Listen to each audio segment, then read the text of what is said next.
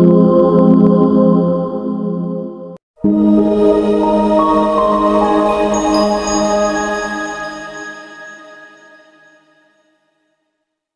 warahmatullahi wabarakatuh. Alhamdulillah, hamdan katsiran tayyiban mubarakan fi kama yuhibbu rabbuna wa yardah. Asyhadu an la ilaha illallah wahdahu la syarika lah wa asyhadu anna Muhammadan abduhu wa rasuluh. Sallallahu alaihi wa ala alihi wa sahbihi wa sallama tasliman katsira, amma ba'd. Siang ini kita telah sampai di surah An-Nasr setelah terakhir di surah Al-Kafirun, surah yang ke-110 yang hanya terdiri dari 3 ayat. Ya, insyaallah kita semua hafal insyaallah ya, karena cuma 3 ayat dan ini surah Madaniyah. Apa artinya surah Madaniyah? Surah yang diturunkan setelah Nabi berhijrah ke kota Madinah.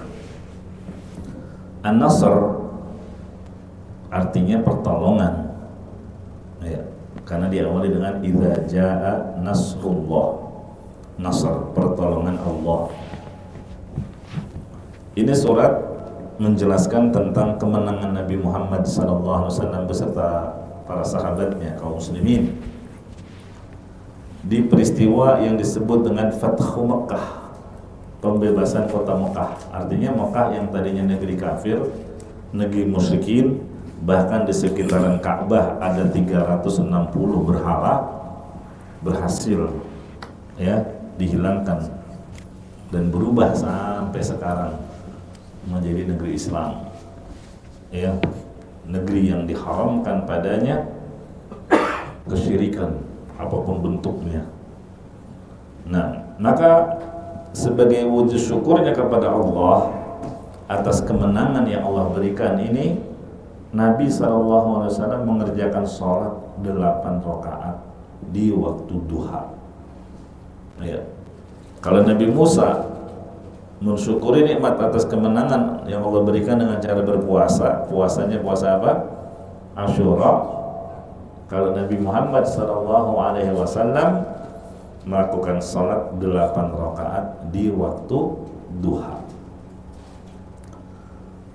Namun jamaah rahimakumullah, walaupun ini terkait dengan Fathu Mekah, tapi turunnya tidak persis ketika kejadian Fathu Mekah. Ya, kan Fathu Mekah itu terjadi pada tahun 8 Hijriah. Sedangkan surat ini turun 2 tahun setelahnya. 2 tahun setelahnya, setelah Nabi SAW melakukan haji wada. Haji wada itu haji perpisahan. Ya, pada tahun berapa haji wada? 10 Hijriah. Sedangkan Fathu Mekah pada tahun 8 Hijriah. Nah, selain dari namanya An-Nasr, surat ini dikenal juga dengan nama At-Tawdi'. Apa artinya At-Tawdi'? Perpisahan. Ya, jadi kalau ditanya apa nama lain surat An-Nasr, jawabannya adalah At-Tawdi'. Apa itu At-Tawdi'? Perpisahan. Kenapa dinamakan perpisahan? Karena dengan turunnya surat An-Nasr, idza jaa nasrullahi wal fath, ini menandakan Nabi SAW akan berpisah. Maksudnya sudah dekat ajalnya, ya, tidak lama lagi akan datang kematian menjemputnya. Makanya sedih para sahabat, ya.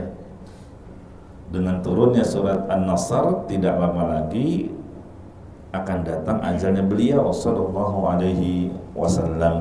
Oleh karena itu banyak para ulama tafsir berpendapat surat An-Nasr adalah surat yang terakhir turun secara lengkap. Ya, memang ada beberapa pendapat yang mengatakan ayat terakhir. Ya, kalau ayat terakhir ada yang bilang surat Al-Baqarah 281.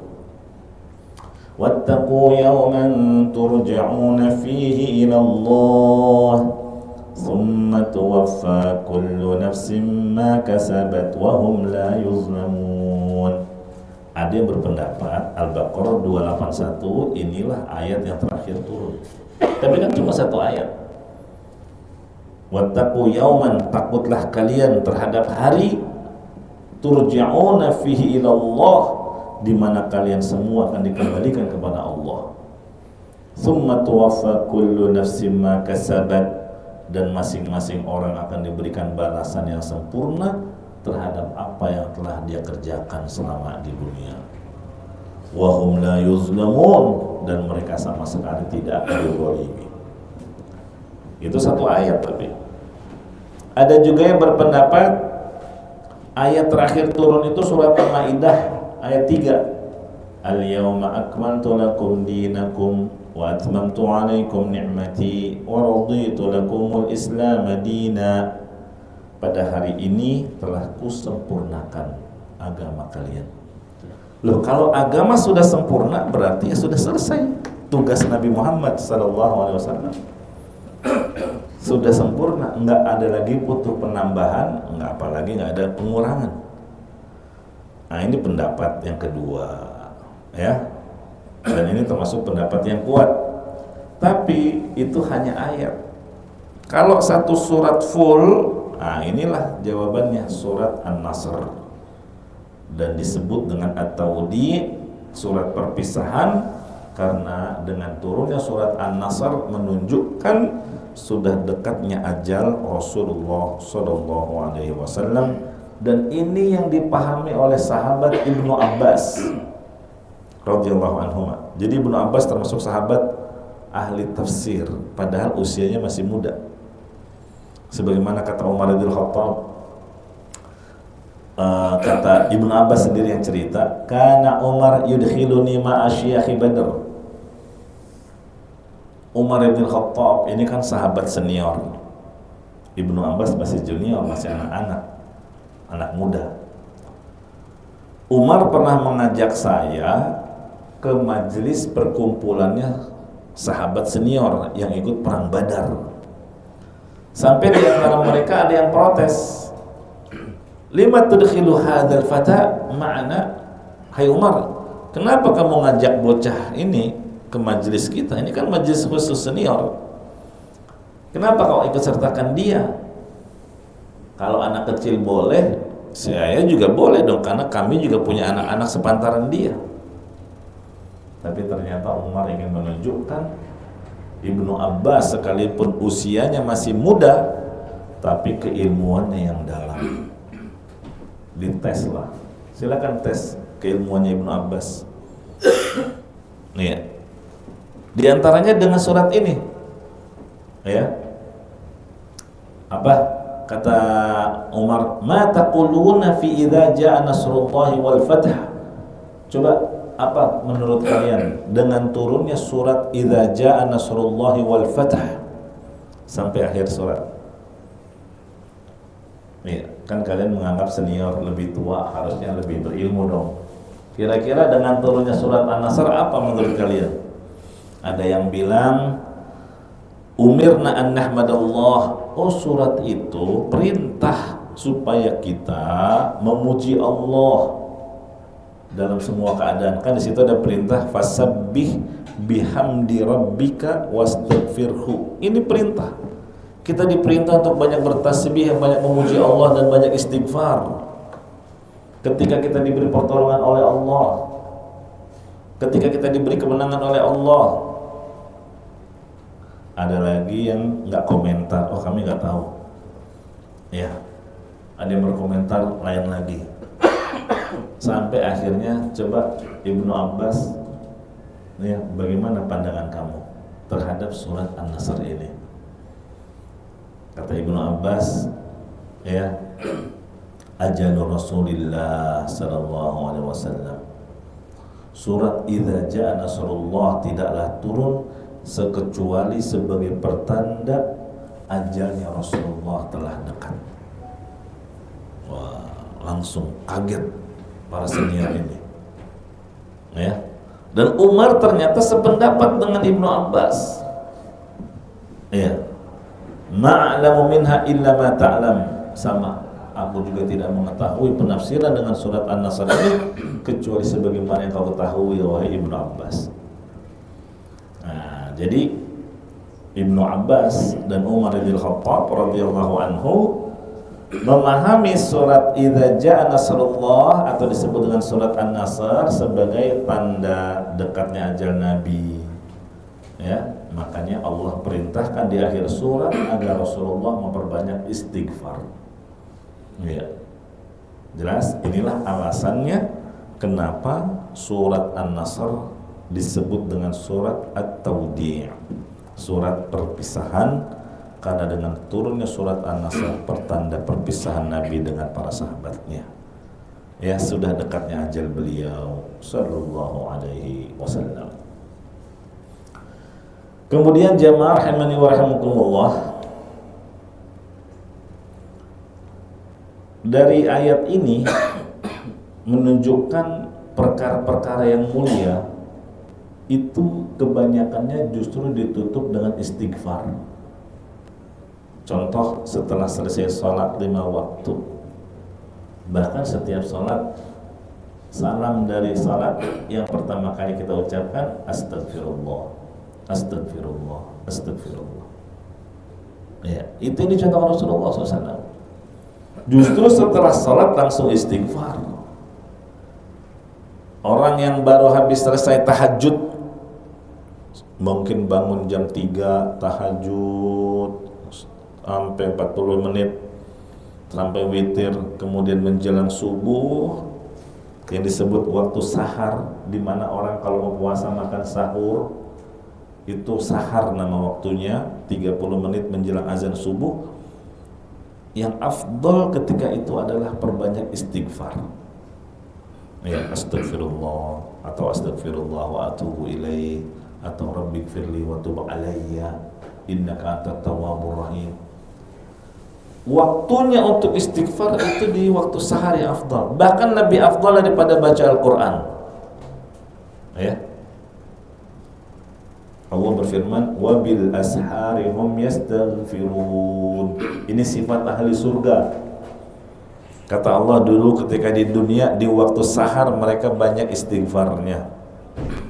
Bahkan Nabi Yakub alaihi salam, ayahnya Nabi Yusuf, ketika anak-anaknya, yaitu abang-abangnya Yusuf, taubat karena sudah menzalimi Yusuf dengan membuangnya ke sumur, mereka akhirnya minta kepada sang ayah, ayahanda, doakan kami, mohonkan kepada Allah ampunan atas dosa-dosa kami ya. Apa kata sang ayah? Nabi Yakub bilang, nanti di waktu sahar saya akan memohonkan istighfar ampunan untuk kalian. Ini menunjukkan apa? Istighfar yang paling afdal memang di waktu sahar. Itu setelah apa? Setelah tahajud. Menunjukkan istighfar lebih ditekankan setelah mengerjakan amalan saleh. Contoh lain, setelah ibadah haji, mulai dari wukuf di Arafah, mabit di Muzdalifah, terus apa kata Allah di surat Al-Baqarah 199, "Tsumma afidu min haitsu afadhan nas." Kalau sudah melakukan manasik itu semua, bahkan sudah tawaf ifadah, kata Allah apa? Wastaghfirullah, perbanyaklah istighfar, mohon ampunan kepada Allah. Nah, ini dalil-dalil, dan ada contoh yang lainnya. Termasuk kita setelah duduk bermajlis membahas Al-Quran, dikaji, mendengarkan ayat Al-Quran dibacakan, hadis-hadis Nabi dijelaskan, ini kan amalan yang mulia. Ditutup dengan doa namanya kafaratul majlis. Kafaratul majlis ada istighfarnya juga kan? Astaghfiruka wa atubu ilaih, istighfar juga. Nah, ini menunjukkan bahwa justru istighfar itu lebih ditekankan setelah kita mengerjakan amal soleh. Apalagi kalau habis berbuat dosa, ya. Nah, begitu juga setelah ambil air wudu, apa yang kita baca? Allahumma ij'alni minat tawwabina waj'alni minal mutatahhirin, taubat juga itu. Jadikan aku termasuk orang yang bertaubat. Ya, dan begitu juga Nabi Muhammad SAW setelah selesai mengemban amanah dakwah 23 tahun sudah sempurna, tidak ada sedikit pun yang beliau sembunyikan. Semua perkara yang mendekatkan ke surga sudah Nabi jelaskan. Semua hal yang bisa menyeret ke neraka sudah wanti-wanti kita darinya. Setelah sempurna, Allah perintahkan nabinya untuk memperbanyak istighfar. Begitu ya. Nah, mari kita baca. Ikuti saya. A'udzu billahi minasy syaithanir rajim. A'udzu billahi minasy syaithanir rajim. Bismillahirrahmanirrahim. Bismillahirrahmanirrahim. Idza jaa nasrullahi wal fath. Idza jaa nasrullahi wal fath. Idza jaa nasrullahi wal fath. Idza jaa nasrullahi wal fath. Wa ra'aitan nasa yadkhulun.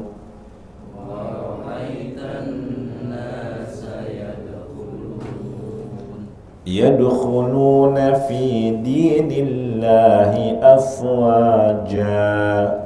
Yadkhuluna fi dinillahi afwaja. Fasabbih bihamdi rabbika wastaghfir. Fasabbih bihamdi rabbika wastaghfir. Innahu kana tawwaba. Innahu kana tawwaba. Jazakallah. Ayat yang pertama, idza jaa nasrullahi wal fath. Makanya disebut suratnya An-Nasr, ada kata nasr. Biasanya penamaan surat diambil dari kata yang ada di surat tersebut yang tidak didapati di surat yang lainnya. Ya, Al-Baqarah nggak ada di surat yang lain penamaan Al-Baqarah. Kata yang disebut Al-Baqarah hanya ada di surat Al-Baqarah. Ya. Apabila telah datang pertolongan Allah wal fath dan kemenangan, fathah, makanya disebut Fathu Mekah, kemenangan kota Mekah. Mekah yang tadinya negeri musyrik, didominasi berhala dan kaum musyrikin, ya, direbut oleh Nabi, ya, sehingga dihilangkan, dimusnahkan, dihancurkan berhala-berhala itu, dan kemenangan Allah berikan kepada kaum muslimin. Makanya pertolongan yang dimaksud pertolongan Allah tatkala menaklukkan Quraisy, musuh terbesar di masa itu, musyrikin Quraisy, kabilah terkuat, ya. Nah, makanya jamaah rahimani wa rahimakumullah, Nabi itu kan asalnya orang Mekah, tapi dia diusir dari Mekah, ya. Tempat kelahirannya gimana ya, nggak sedih, iya, karena nggak bisa menegakkan ibadah di Mekah, disakiti, dizalimi, sebagaimana yang kita ketahui, iya. Tapi Nabi terusir setelah berdakwah selama 13 tahun, siang dan malam beliau berdakwah, ternyata tidak mendapatkan penerimaan yang baik, kecuali sedikit orang saja. Akhirnya Nabi diusir dan mulai hijrah meninggalkan Mekah, kampung halaman yang sangat dia cintai, menuju Madinah. Nah, setelah terusir lama dari Mekah, rindulah Nabi. Siapa sih yang nggak rindu kampung halaman? Iya. Kalau seandainya bukan karena kaummu wahai Mekah yang mengusirku, aku tidak bakal meninggalkan Mekah. Itu kata Nabi. Ya. Dan 8 tahun kemudian akhirnya beliau kembali ke Mekah dan berhasil menaklukkannya. Ya. Nah, itu yang dimaksud idza jaa nasrullah, Allah berikan pertolongan kepada Nabi Muhammad SAW dan kaum muslimin bersama beliau, dan yang dimaksud al-fatah adalah fathu Makkah. Ayat yang kedua, wa ra'aitan nas yadkhuluna fi dinillahi afwaja, dan engkau melihat manusia setelah itu banyak masuk ke dalam agama Allah berbondong-bondong. Iya. Jadi banyak kabilah-kabilah Arab yang memang sedang menanti-nanti kemenangan Rasulullah SAW sebagai tolak ukur dia ini beneran Nabi apa bukan. Kata mereka apa? Kalau Muhammad memang Nabi, pasti dia akan berhasil melawan orang-orang Quraisy. Makanya mereka menunggu-nunggu. Ya, mereka menunggu-nunggu. Kalau Muhammad berhasil mengalahkan kaum Quraisy, wah berarti dia benar Nabi. Dan kita akan beriman kepadanya. Ternyata benar, ya. Nabi berhasil menaklukkan kota Mekah, dan mereka pun tidak mengingkari janji. Setelah itu banyaklah kabilah-kabilah Arab yang masuk Islam, ya, sampai disebutkan Nabi SAW itu banyak kedatangan tamu, sampai pernah sholat zuhur belum sempat ba'diyah, ya, karena harus menyambut tamu, nggak terasa sampai waktu asar masih terus mengislamkan orang-orang. Makanya kenapa Nabi pernah sholat asar, sholat 2 rakaat sesudah asar. Katanya kalau asar nggak ada ba'diyah. Coba tanya ke istrinya. Akhirnya ditanyakan, nah itu apa sih yang Nabi lakukan 2 rakaat setelah asar? Maka dijelaskan, oh itu Nabi mengqadha ba'diyah zuhur yang tadi belum sempat beliau lakukan. Kenapa? Karena menyambut banyak orang yang datang untuk masuk Islam. Sampai seperti itu. Ya, itu kan salat sunnah, didahulukanlah yang wajib. Makanya kalau ada orang mau masuk Islam, Pak, saya mau syahadat. Waduh, jangan sekarang ya, saya ada keperluan dulu nih. Nanti deh balik lagi sejam kemudian atau nanti habis maghrib datang ke rumah. Nggak boleh kayak gitu. Ini sanggup orang langsung ketika itu juga. Dan permudah, jangan dipersulit. Oh ya, Masya Allah, ahlan wa sahlan, sini saya akan bimbing Anda untuk mengucapkan 2 kalimat syahadat, dan saya akan jelaskan sedikit tentang kandungannya.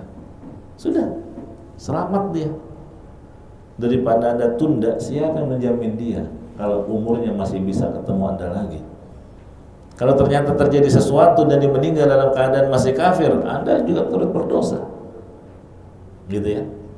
Nah, jadi kenapa Nabi SAW nggak ngeduluin sholat dulu? Karena sholat ba'diyah itu sunnah, sedangkan menyambut keislaman hukumnya apa? Wajib bagi beliau. Nah, itu yang dimaksud wa ra'aitan nas yadkhuluna fi dinillahi afwaja. Setelah Rasulullah SAW berhasil menaklukkan kota Mekah, mengalahkan orang-orang Quraisy, banyak kabilah-kabilah Arab yang menyatakan keislamannya dan membenarkan kerasulan Nabi Muhammad SAW. Ayat yang terakhir, fasabbih bihamdi rabbika wastaghfirhu innahu kana tawwaba. Di sini ada 3 perintah. Pertama, fasabbih, bertasbihlah. Yang kedua, bihamdi rabbika, tahmid, pujilah Allah. Yang ketiga, wastaghfirhu, istighfar. Ya, terkumpul dalam satu kalimat, subhanakallahumma wa bihamdika Allahumma gfirli. Ini jadi bacaan apa ini? Ruku dan sujud. Ya. Makanya kata Aisyah radhiyallahu anha, kana Rasulullah sallallahu alaihi wasallam yuksiru ay yaqula fi rukuhi wa sujudihi. Setelah turun surat An-Nasr, itu bacaan yang paling sering Nabi baca dalam ruku dan sujudnya, subhanakallahumma wa bihamdika Allahumma gfirli, sebagai bentuk pengamalan dari ayat ketiga di surat An-Nasr ini. Ya. Nah, jadi kita kalau pilih bacaan sujud, bacaan ruku, tahu dasarnya. Oh, jadi jangan itu terus, subhana rabbil azim, subhana rabbil a'la. Ya bagusnya variasi ya. Karena Nabi juga mengamalkannya secara bervariasi, kita juga bervariasi. Kadang dengan yang ini, sudah zuhur baca subhana rabbil a'la. Nanti salat asar baca subhanakallahumma rabbana bihamdika Allahumma gfirli. Gitu asalnya. Nanti salat maghrib Allahumma gfirli dzambi kullahu diqqahu wa jullahu. Ya. Itu kalau punya hafalan. Yang repot kalau nggak punya hafalan, itu aja. Ya, tambahlah. Ya, dua variasi dengan ini. Ya, mari baca. Subhanakallahumma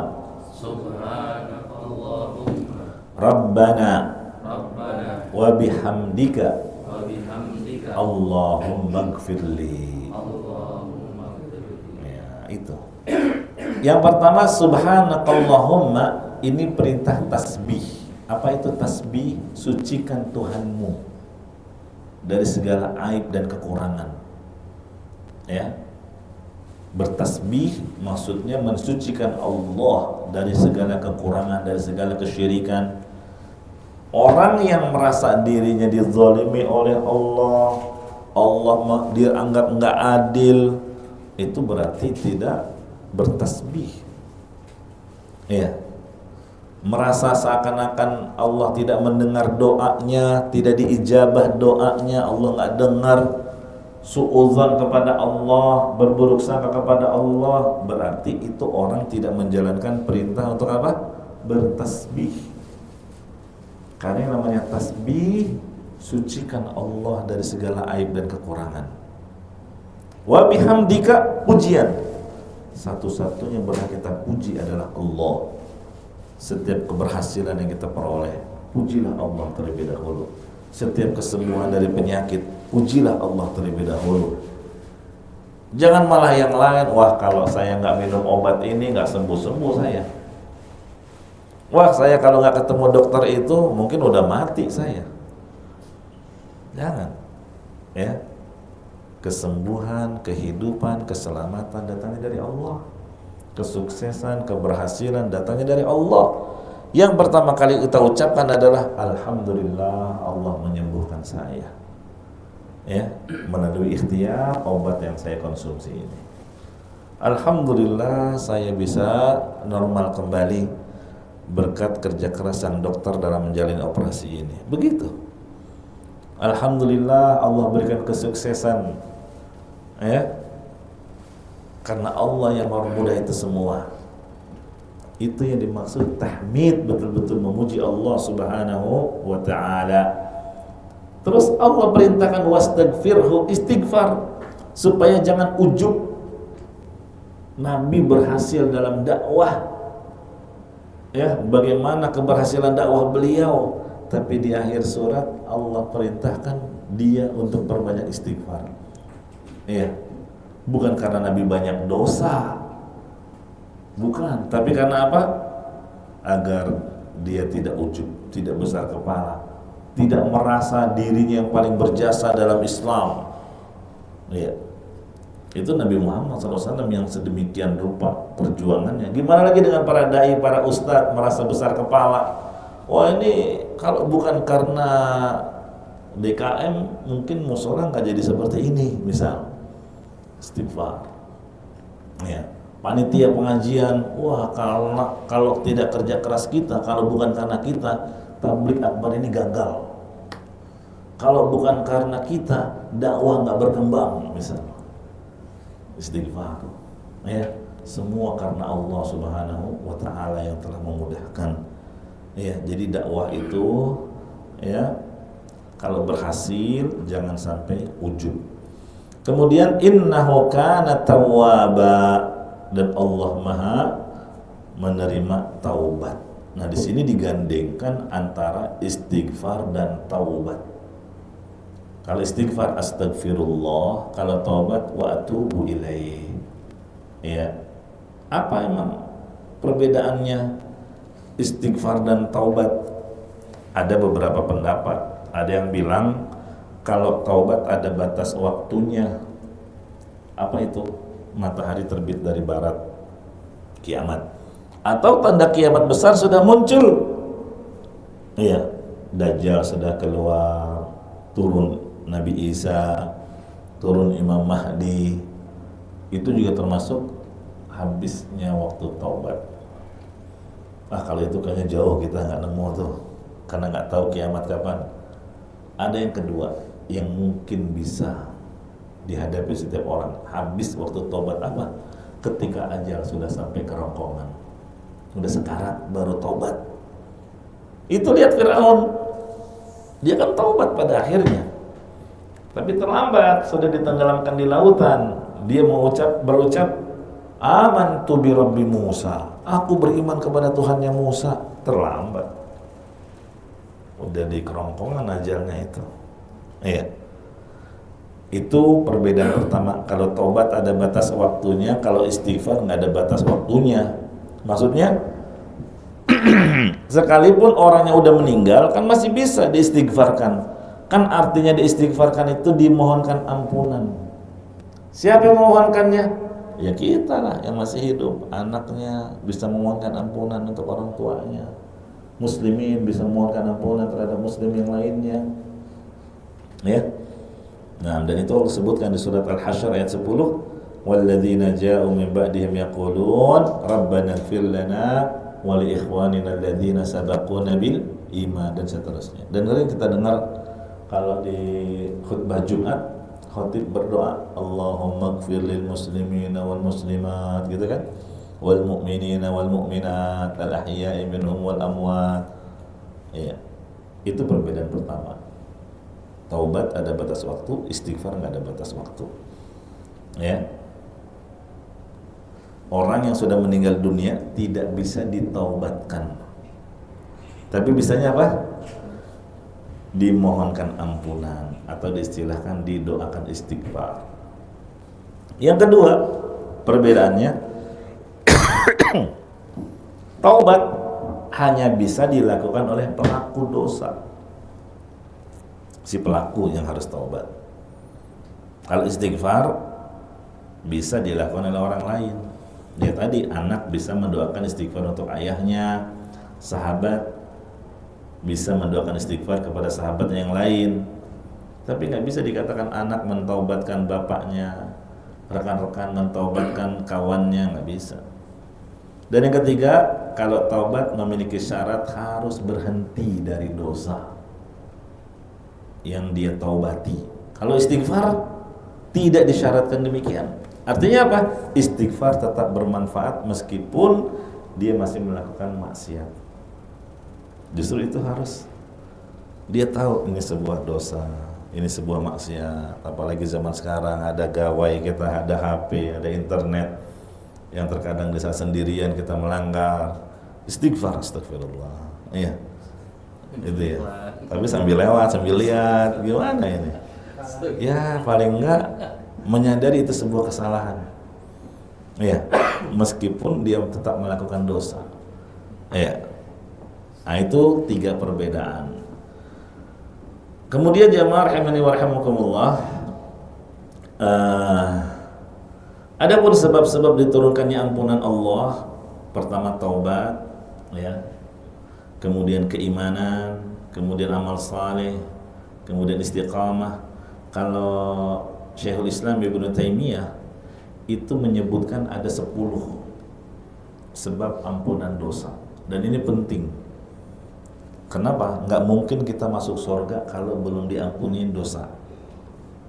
Makanya ketika Syekhul Islam Muhammad bin Abdul Wahhab menyebutkan keutamaan tauhid, yang beliau sebutkan cuma satu, bahwa tauhid mengampuni dosa-dosa.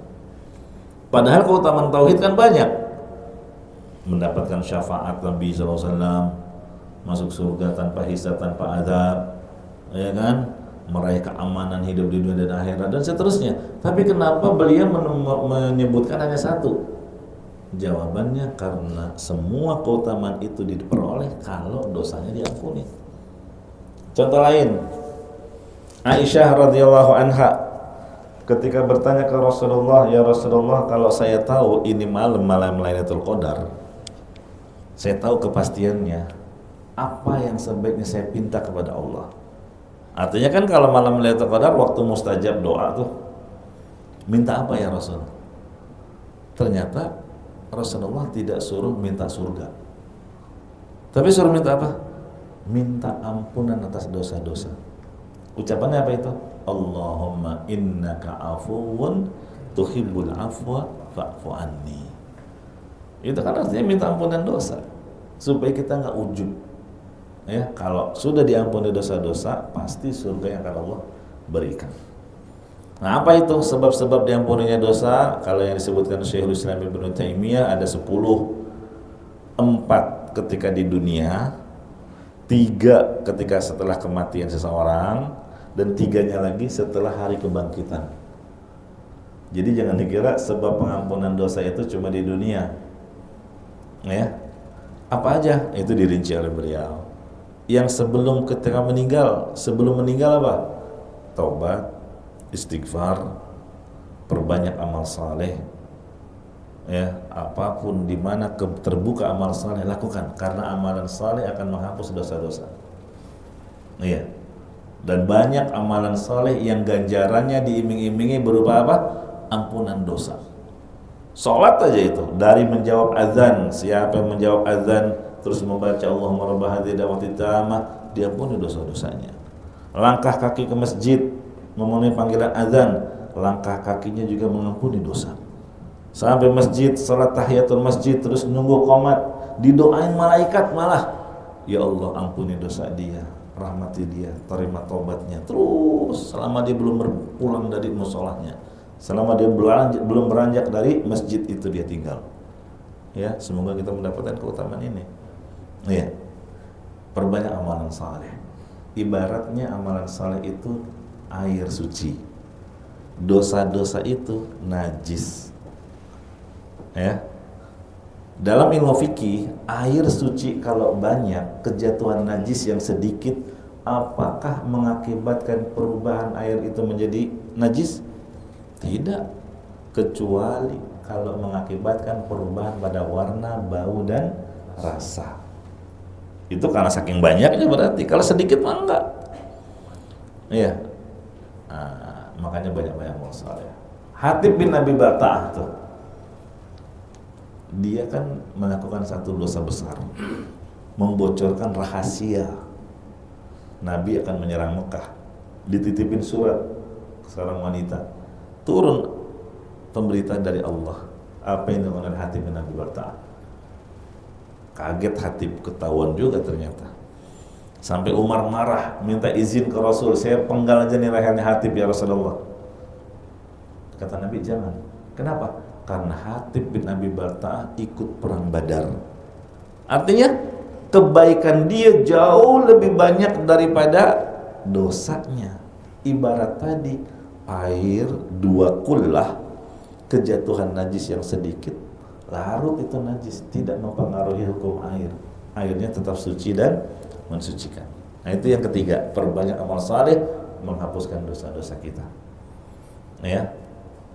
Nah, kemudian apalagi? Berbagai musibah yang menimpa kita. Kalau diuji oleh Allah, sakit, bahkan tertusuk duri, atau musibah berupa kekurangan, kesedihan, itu semua dalam rangka membersihkan dirimu dari dosa-dosa. Bisa jadi kamu kamu malas banyak istighfar, banyak tobat, tapi Allah punya cara menggugurkan dosa-dosamu dengan cara apa? Dikasih ujian, cobaan, musibah. Makanya sabar dan ridho. Kalau nggak sabar dan nggak ridho, itu udah jatuh ketimpa tangga, double ruginya 2 kali. Nah, itu 4. Apa aja?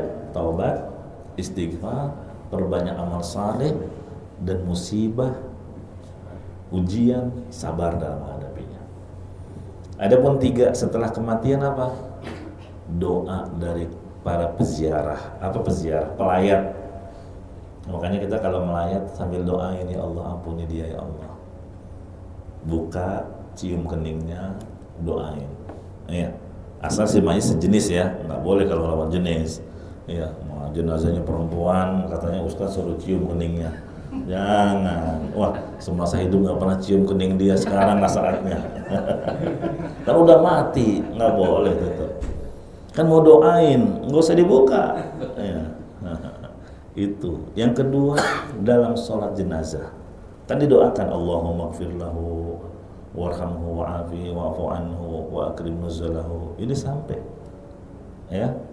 Nah, itu setelah kematian seseorang ya. Nah, doa dari kaum muslimin, kemudian apa lagi? Menghadiahkan pahala sedekah, pahala umroh, pahala haji, apapun. Ada juga yang berpendapat pahala bacaan Al-Quran dihadiahkan. Kenapa? Karena orang yang sudah meninggal dunia lebih butuh kiriman pahala, iya, daripada kita yang masih hidup di dunia. Kenapa? Kita mah masih bisa nambah catatan pahala kebaikan. Anda bisa sedekah kalau punya duit. Kalau nggak punya duit, zikir, tercatat pahala kebaikan. Iya, telepon emak, ibu, apa kabar, senangkan hati dia, tambah pahala kebaikan. Dosa-dosa bisa Anda gugurkan dengan astagfirullah wa atubu ilaih, taubat. Anda masih bisa, tapi orang yang sudah meninggal selesai. Nggak bisa menambah catatan kebaikan, nggak bisa menghapus dosa-dosa dia. Makanya mereka butuh dari kita yang masih hidup di dunia. Gitu ya. Makanya kalau punya orang tua atau kerabat atau teman yang sudah meninggal dunia, jangan lupakan mereka. Hadiahkan pahala untuk mereka. Ya, kemudian yang ketiga, berbagai peristiwa yang dialami di dalam kubur. Itu ada zulmah, kegelapan, ada doktor himpitan, ada fitnah kuburan, pertanyaan mungkar nakir, ada azab kubur. Ini semua cara Allah untuk membersihkan dosa-dosa dia, supaya nanti setelah kiamat lebih ringan lagi akan dia jalani. Gitu ya. Adapun setelah hari kebangkitan apa itu? Ada yang mengatakan syafaat dari Nabi yang pertama. Yang kedua, berbagai peristiwa huru-hara hari kiamat, misalnya di padang mahsyar dibangkitkan dalam keadaan telanjang, tidak beralas kaki, matahari mendekat 1 mil, menunggu dalam waktu yang lama. Itu juga upaya untuk membersihkan dosa-dosa seorang muslim. Dan yang terakhir, semata-mata dapat rahmat dari Allah ya. Nah, demikian yang bisa kita ambil faedah dari 3 ayat dari surat An-Nasr ini. Mari kita baca sekali lagi. Bismillahirrahmanirrahim. Bismillahirrahmanirrahim. Idza jaa nasrullahi wal fath.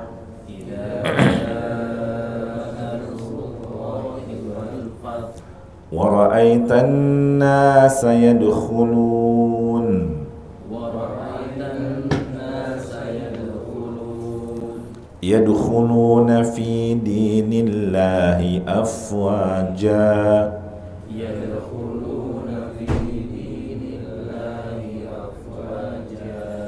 fasabbih bihamdi rabbika wastaghfir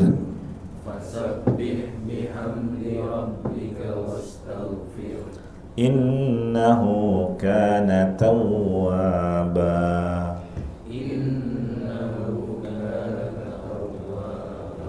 Jazakumullah khairan.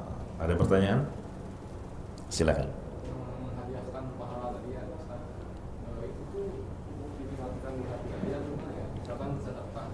Saya sedekah diniatkan untuk orang tua saya. Iya. Itu gimana tuh? Iya. Pernah ada yang tanya ke Rasulullah SAW, ya Rasulullah, ibu saya sudah meninggal dunia. Apakah kalau saya bersedekah atas namanya sampai? Maka kata Nabi SAW, iya sampai. Karena ayatnya wa allaysa lil insani illa ma sa'a. Seseorang tidak mendapatkan kecuali dari hasil jerih payah dia. Anak itu hasil jerih payah orang tua. Sehingga apapun yang dilakukan si anak berupa kebaikan, orang tuanya pun mendapatkan kebaikan tersebut. Apalagi kalau dia khususkan. Ya Allah, ini hadiah, apa saya sedekah, saya niatkan pahalanya untuk orang tua saya. Seperti itu. Kalau untuk orang tua tanpa meniatkannya pun sampai sebetulnya, menurut sebagian pendapat. Kenapa? Karena otomatis si anak itu hasil jerih payah orang tua, didikannya dia. Kalau dia nggak mendidik, keberadaannya si anak karena orang tua, gitu ya. Walau bagaimanapun nggak bisa dipisahkan jerih payah orang tua akan keberadaan kita selaku anak di dunia ini. Tapi kalau tidak ada hubungan orang tua dengan anak, ya, maka disinilah pentingnya niat. Jadi kita niatkan, ya Allah, saya punya rekan kerja baiknya, minta ampun, ya, dan sekarang dia sudah tidak ada. Aku sedekah atas nama si fulan. Itu boleh sampai, ya. Memang harus diniatkan. Ya, demikian. Jelas? Ya. Barakallahu fiik. Iya. Fadhal. Jadi untuk menyampaikan doa tadi harus disebutkan namanya spesifik atau tidak? Untuk kirim hadiah atau ampunan? Ampunan atau doa? Iya. Kalau untuk ampunan boleh, karena Nabi sendiri menyebutkan nama Allahumma gfir fulan bin fulan. Ya, lebih spesifik yang kita inginkan. Atau kita doakan secara umum, ya Allah, ampunilah dosa-dosa kawan-kawan saya dari kalangan muslimin secara umum dulu, baru dia sebutkan secara khususnya untuk si fulan bin fulan. Ya. Penyebutan secara khusus ini karena memang dia memiliki spesial, ya, hubungannya dengan kita. Ya, tentu itu pun akan menyenangkan dia di alam barzahnya sana. Ya, begitu. Jelas? Dalam sholat jenazah pun terkadang Nabi menyebut namanya, terkadang tidak. Ya, dengan menyebutkan nama dibolehkan. Seperti Abu Salamah disebut Allahumma gfir li Abi Salamah, disebut ya Allah, ampunilah Abu Salamah. Ya. Tapi di kesempatan yang lain cukup Nabi mengucapkan Allahumma gfir lahu warhamhu, nggak disebut nama karena memang si mayit cuma ada dia, gitu ya. Nah, Fadhal. Ustaz, kalimat istighfar itu kan ada beberapa ya. Setelah pada sholat itu kan ada yang astagfirullah, astagfirullah atau astagfirullahaladzim. Tapi ada juga yang suka imam tuh pernah itu astagfirullahaladzim, astagfirullah, itu bagaimana? Oh iya, barakallahu fiik. Pada asalnya kalimat istighfar kalau tidak terkait dengan sholat 5 waktu bebas, mau redaksi yang manapun. Astagfirullahaladzim wa atubu ilaih boleh, astagfirullah saja boleh, Rabbighfirli wa tub alayya boleh, atau yang paling top yang disebut sayyidul istighfar, Allahumma anta rabbi la ilaha illa anta khalaqtani wa ana abduk. Itu kan yang paling top, bebas. Tapi khusus setiap selesai salat fardu ada perintah dari Nabi, sallu kama ra'aitumuni usalli. Perintah dari Rasulullah agar betul-betul meniru seperti yang beliau contohkan. Dan Nabi setelah salam dari salat, istighfarnya cuma astagfirullah, astagfirullah, astagfirullah, tanpa tambahan al-azim. Sehingga kalau selesai salam, yang lebih tepat seperti yang Nabi lakukan, astagfirullah, astagfirullah, astagfirullah, ya, Allahumma antas salam wa minkas salam, tabarakta ya dzal jalali wal ikram. Ini namanya zikir muqayyad, zikir yang memang dibatasi jenis dan sifat, gitu ya. Sifat istighfarnya hanya sampai astagfirullah. Kenapa? Itu khusus setiap selesai salat fardu. Tapi kalau di luar salat fardu, silahkan Anda membaca astagfirullahaladzim, nggak masalah. Kenapa kok kalau habis salat nggak boleh? Karena tadi ada perintah dari Nabi, sallu kama ra'aitumuni usalli. Itu bukan cuma tata cara gerakan sholat, tapi termasuk bacaan sholat. Termasuk bacaan salat adalah zikir setelah salam. Ya, karena itu Allah berfirman, "Idza qadaitumus salata fadhkurullah." Kalau kamu sudah selesai salat, berzikirlah kepada Allah. Gimana cara zikirnya? Teladani Rasulullah. Dan Rasulullah hanya menyontohkan astagfirullah, astagfirullah, astagfirullah 3 kali aja. Oh enggak, saya mau 10 kali. Jangan. Nabi 3 kali ya 3 kali. Kalau di luar itu silahkan kamu setelah selesai sholat nih, udah selesai baca zikirnya, kamu perbanyak istighfar 1000 pun nggak masalah. Tapi karena terikat dengan tata cara pelaksanaan sholat, terikat juga jenis zikirnya. Demikian. Jelas? Barakallahu fiik. Baik, sampai sini dulu. Kurang lebihnya mohon maaf. Jazakumullah khairan. Kita tutup. Subhanakallahumma bihamdika asyhadu an la ilaha illa anta astaghfiruka wa atubu ilaik. Walhamdulillahi rabbil alamin. Wassalamualaikum warahmatullahi wabarakatuh. Waalaikumsalam warahmatullahi wabarakatuh.